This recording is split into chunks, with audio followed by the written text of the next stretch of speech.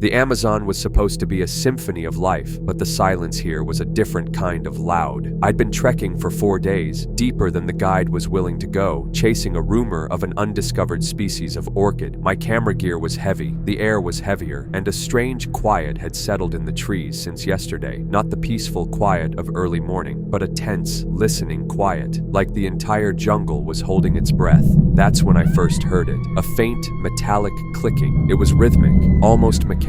I froze, scanning the dense undergrowth. Nothing. I told myself it was just an insect, some strange beetle I'd never heard before, but the sound had an unsettling precision to it, a quality that felt manufactured. I pushed on, trying to shake the feeling of being watched. By nightfall, I'd made camp. As I sat by my small fire, the clicking started again, closer this time. It was accompanied by a new sound, a soft, wet scraping, like something heavy being dragged through mud. My heart hammered against my ribs. I grabbed my machete and a powerful flashlight, its beam cutting a nervous path through the oppressive darkness. The sound stopped the moment the light hit the trees. I spent the night sleepless, my back pressed against a massive banyan tree, listening. The next day, I found the tracks. They weren't animal. They were long, shallow grooves in the earth, as if someone had dragged 2 long, dull poles. But there were no footprints alongside them. The grooves led away from my camp, deeper into the forest.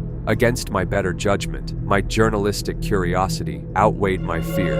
I followed them. For hours, I tracked the strange furrows through the suffocating green. The air grew thick with a cloying, sweet smell like rotting fruit and damp soil. Then I saw it. In a small clearing, a structure. It wasn't a hut or a ruin. It was a bizarre lattice of branches and vines, woven together with an unnatural tightness. And hanging from it, suspended by twisted lianas, were dozens of small, intricate cages made of bone and twigs. Inside each cage was a dead bird or a lizard, its body desiccated. I felt a cold dread wash over me. This wasn't a natural phenomenon. It was a display, a warning. The clicking sound returned, loud now, coming from all around me. It was the sound of the lattice itself, the branches rubbing and knocking against each other in a slight breeze I couldn't even feel. Then, the scraping sound. I spun around. From the darkest part of the jungle, a figure emerged. It was tall and unnervingly thin, its limbs too long for its body. It was covered in mud and moss, making it almost one with the jungle. It didn't have a face I could discern, just a smooth, dark surface. And it was dragging 2 long, sharpened poles, the source of the grooves.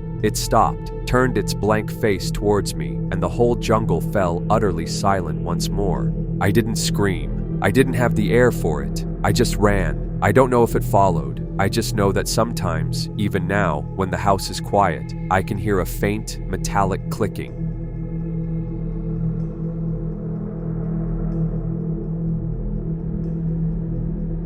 The air in this part of the Amazon is different. It's thick, heavy, like breathing in water. For 6 weeks, I'd been trekking deeper than any sane person should, guided by crumbling maps and the obsessive hunt for a botanical phantom, the midnight bloom orchid. My supplies were low, my satellite phone had been dead for days, and a creeping sense of being watched had become my constant companion. I told myself it was just the isolation, the ceaseless hum of a billion insects getting into my head. I was wrong. It started with a whisper, a faint sibilant sound carried on the humid breeze, almost indistinguishable from the rustle of leaves. At first, it sounded like my name, Daniel. I'd freeze, straining my ears, but there would be nothing but the cacophony of the jungle. Paranoia, I reasoned. My mind, starved for human contact, was manufacturing it. But then it happened again, closer this time. The whisper was clearer, a perfect imitation of my wife's voice. Daniel, come back.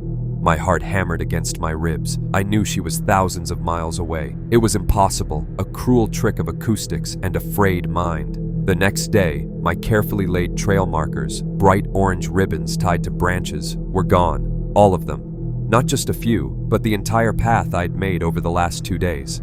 It was as if the jungle had simply swallowed them. Panic, cold and sharp, pierced through my exhaustion. I was officially lost.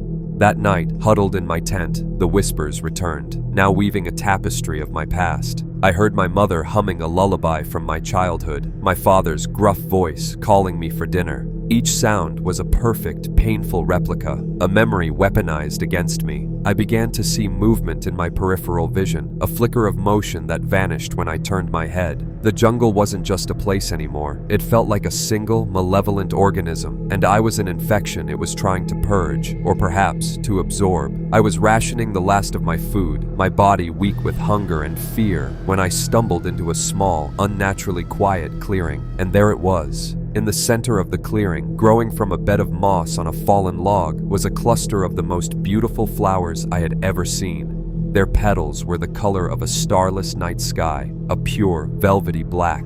The midnight bloom, my obsession, my prize, right in front of me.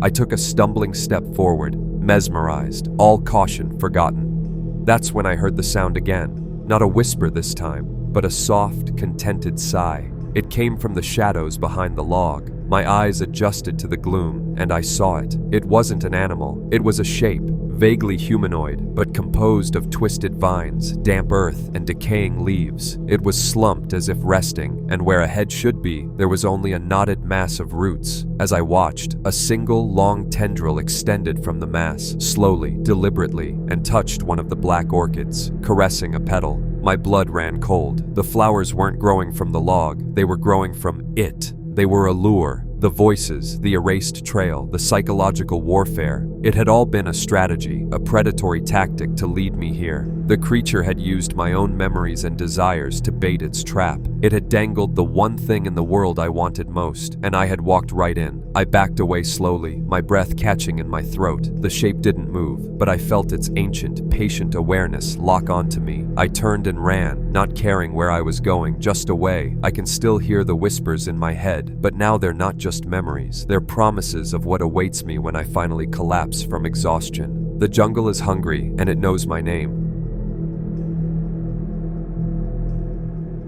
The air in this part of the jungle is different, thicker. I'm a botanist, and I've spent the better part of my life in places like this, but this pocket of the Amazon felt muted. For the first 2 days of my trek in, I'd been cataloging the oppressive silence. No howler monkeys, no bird song, not even the incessant hum of insects. Just the wet suck of my boots in the mud and the heavy thrum of my own pulse in my ears. I was here to find a specimen of the Orchidaceae nocturnum, the ghost orchid of the Amazon, a flower so rare it was considered a myth by many. I was beginning to think they were right. That's when I first heard it, a whisper carried on the humid air. David, it was my name. I froze, my hand hovering over the machete on my belt. The sound was thin, reedy, like a poor-quality recording played from a distance. I scanned the impenetrable wall of green around me. Nothing. I dismissed it. The wind, my mind playing tricks on me in the isolation. You hear things out here. An hour later, I muttered to myself, the map has to be wrong. I was checking my compass, frustrated. A few moments passed, and then, from the canopy to my left, the same flat, toneless voice replied, the map has to be wrong. I dropped the compass. It wasn't the wind, the voice was mine, yet utterly devoid of my own frustration. It was a perfect, hollow echo. My heart hammered against my ribs. I stood motionless for a long time, listening. The silence returned, heavier than before, somehow pressing in on me.